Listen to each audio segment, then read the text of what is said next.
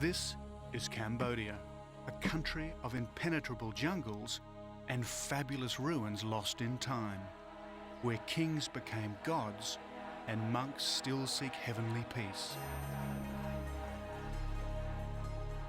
And now this mysterious land has begun to open up, to reveal the dark beauty that has lured adventurers here for centuries. My journey will take me deep into its exotic heart, where landmines still kill and the soldiers of the Khmer Rouge still patrol the remote jungles, as I try to discover how such a peaceful country could become the killing fields.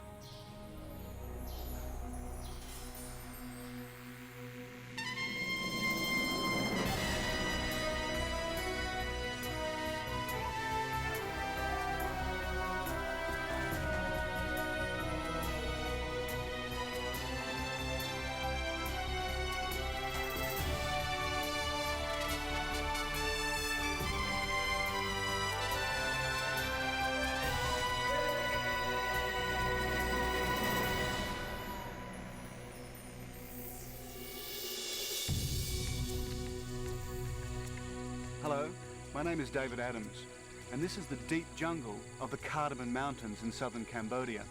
And for more than 30 years, this wilderness has been cut off from the outside world. And for much of that time, it's been a Khmer Rouge stronghold. This primeval rainforest is one of Southeast Asia's last wilderness areas, which until recently you entered at your own risk. These impenetrable forests were once a refuge for guerrilla fighters, but they were also a refuge for an incredible array of unique wildlife. My journey starts on the Thai border. From there, I head across Tonle Sap, Cambodia's Great Lake, then north into the wilderness before heading down the mighty Mekong to the capital, Phnom Penh, and then finally onto the jungles of the Cardamoms. For 30 years, Cambodia's history has been one of suffering, as it was bombed, blasted and brutalized by war, France, the United States and Vietnam all playing their part. But its greatest misery came from within.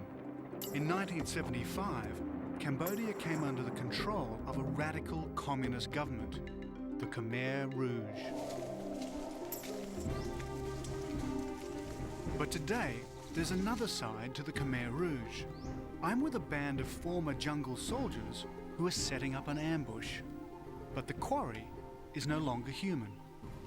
This time, their weapons are cameras, and their targets, rare and endangered wildlife. In a way, both soldiers and animals became allies. While the Khmer Rouge hunted the wildlife, they also kept everyone else out of the jungles, which preserved the habitat of a huge number of endangered species.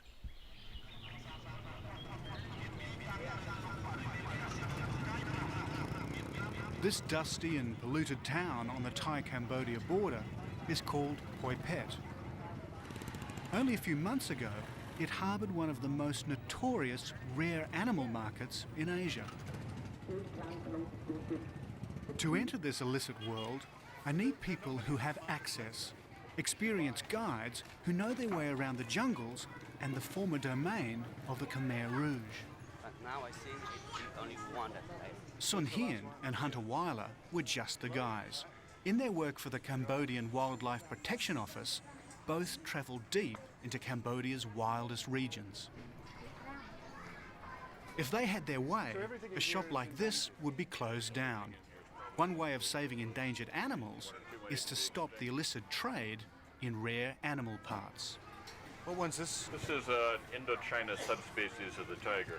It's quite small. Yeah, somewhat smaller than the Bengal tiger. And what are these?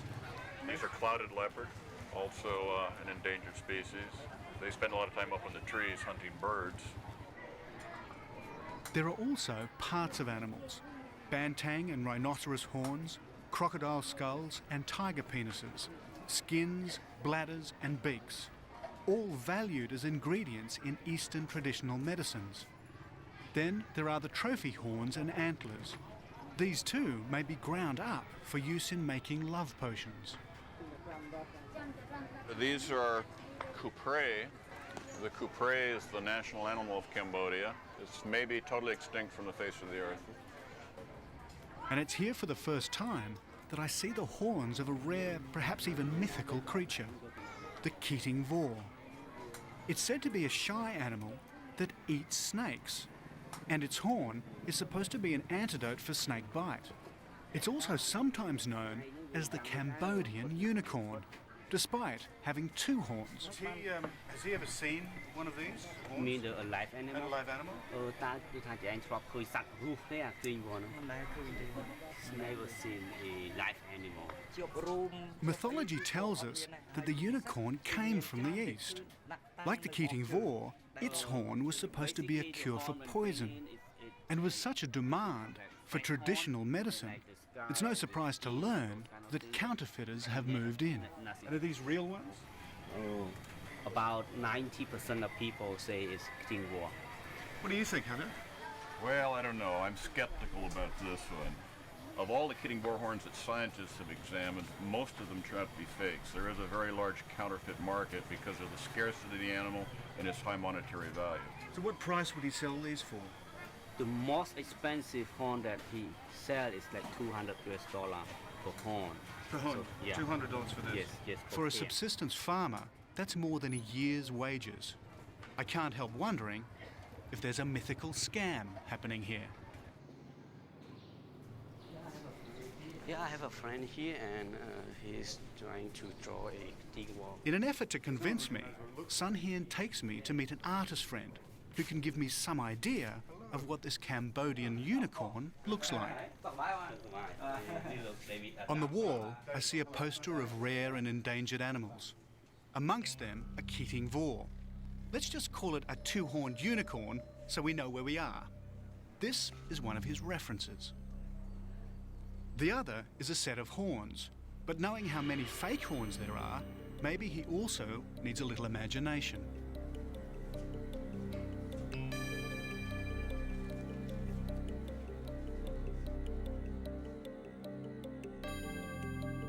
Gradually, an animal takes shape in a setting that looks like a Garden of Eden, with one difference.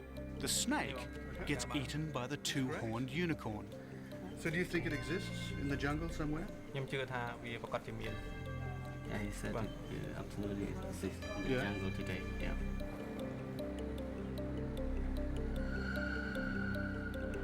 Both Sun Hien and Hunter are driven by a passion to protect endangered animals. For me, the chance of photographing a mythical creature, however remote, is reason enough to join their expedition. I mean, it's almost a legend about this animal. A unicorn is a mythical beast with a very strange and distinct horn that lives in the hearts and minds of some ancient peoples. It's maybe like Cambodia's unicorn, only in this case, this unicorn may actually exist. I think so. But they've never brought any body or skins or anything like that. So it's very hard to believe in some ways. Yeah, but we didn't know. We're not sure about that yet. Because the animal... One thing we do know, though, our next stop was once the greatest city on the planet, an earthly paradise that lay lost in the jungle for 500 years.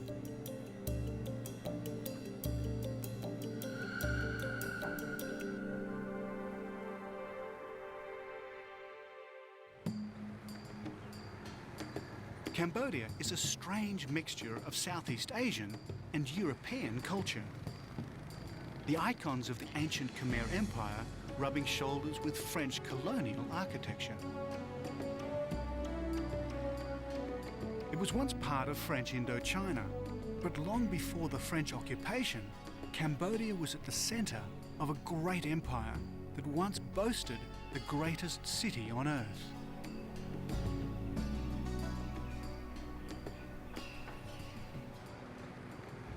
We're in the town of Battambang to pick up a boat to take us to the ruined city of Angkor.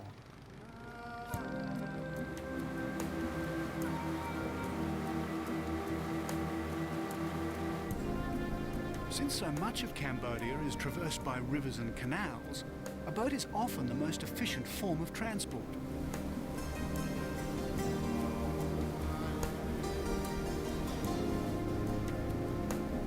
It's here you see another side to Cambodia, mile after mile of river communities.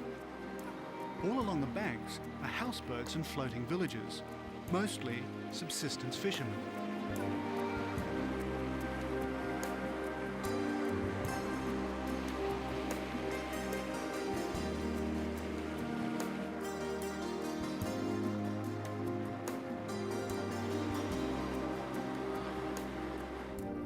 Proximity to Tonle Sap and its ready supply of fish were major reasons for the successful expansion of Angkor, though today, overfishing is threatening this great resource, and it's not for the first time.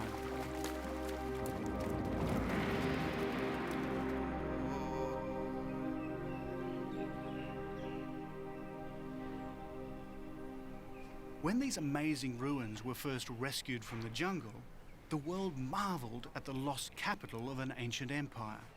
From here, between the 9th and the 13th centuries, the Khmer emperors ruled virtually all of Southeast Asia. This is what the tourists see, the great Angkor Wat temple. What's not so well known is that Angkor City sprawled over 1,000 square kilometres, or 600 square miles. In its day, it was the largest city on Earth. So it's actually like a great low-density industrial city, sort of Los Angeles. What sort of population are we talking about? The general estimates are somewhere on the order of 1 million within this 1,000 square K. Meet Professor Roland Fletcher, an Australian archaeologist who has spent years studying large cities of the ancient world. And how does that compare to, say, Paris or London at the same time? Paris or London at that period were a couple of 100,000 or less. So they're very small places, very small indeed. So how far does it actually go? Beyond the tree line there? Oh no, it extends to the hills on the northern horizon, literally the horizon. All the way around? All the way around. It's absolutely immense. Over there, that's... I'm just where the getting used to old this capital is, ancient Khmer. sprawl when Professor Fletcher produces a radar map taken from the space shuttle. Radar penetrates the jungle, revealing a vast network of ruined roads, suburbs and canals. The colours turning hidden ruins into a skeletal record of civilization. That's the West Barai, which is 8 kilometres. That's the big reservoir out here. That's the one over there. Right. And the bit I'm really interested in is this huge road that runs up for 25 kilometres up to the Kalen Hills, which is up to that high point on the hills. And the point of all this? Well, something went wrong. Even though it was the capital of a mighty empire situated in a green and fertile land, it died. Professor Fletcher thinks he knows why. Well, the reason I'm interested in it is because it's the largest pre-industrial, low-density city. And there are a lot of problems about why those low-density cities die. Because this is the biggest example, this is the key test.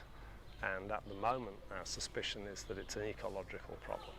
It's to do with excessive land clearance under all these trees, and in fact, off beyond the horizon, there are Angkorian period fields under the forests. So this whole area would have actually been just paddy field plains?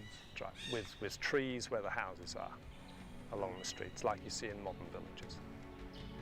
Part of this history here may be being rerun, and that's what we want to assess. They felled the trees, overfished the lake, and eventually ran out of food, population, and purpose. Professor Fletcher believes this architectural time capsule sends out a warning to the world. It was the Los Angeles, the Mexico City, or the London of its day, and it died. Yet ecologically, the same mistakes he believes brought about its demise are being repeated again, right now.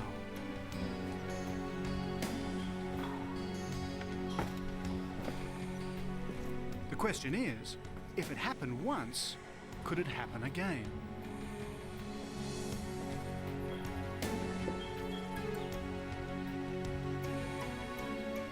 But far more recently, Cambodia experienced an even greater cataclysm. We're about to enter the last bastion of the Khmer Rouge and the final resting place of one of the world's bloodiest killers.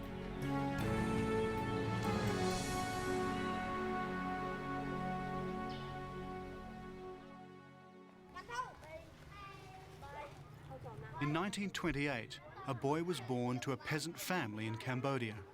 For 6 years, he lived and studied peacefully in a Buddhist monastery, 2 of them as a monk. Later, he went to study in Paris.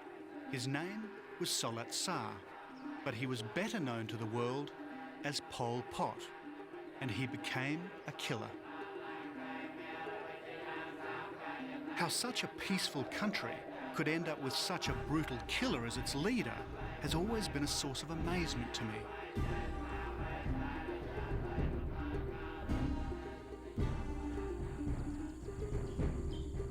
We're in the far north of Cambodia, heading for the tiny township of An Long Veng on our way to the Mekong River. Few people on Earth have unleashed such chaos as Pol Pot.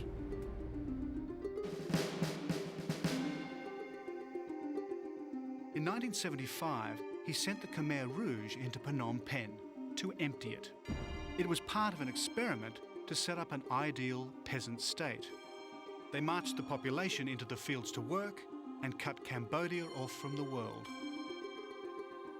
They began again with year 0.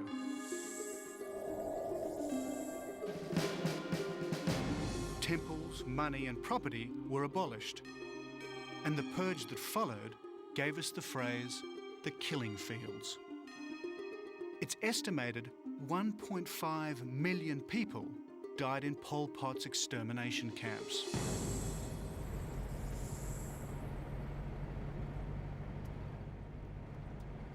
As we get closer, I feel a sense of apprehension.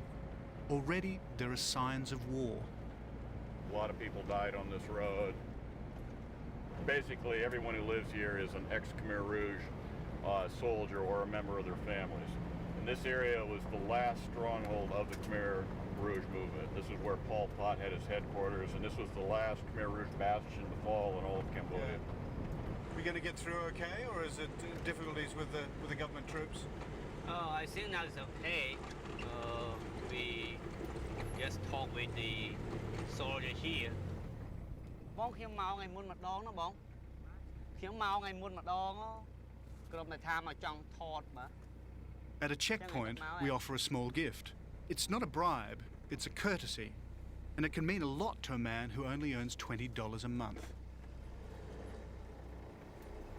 Well, this is the first checkpoint into what was and probably still is the heartland of the Khmer Rouge.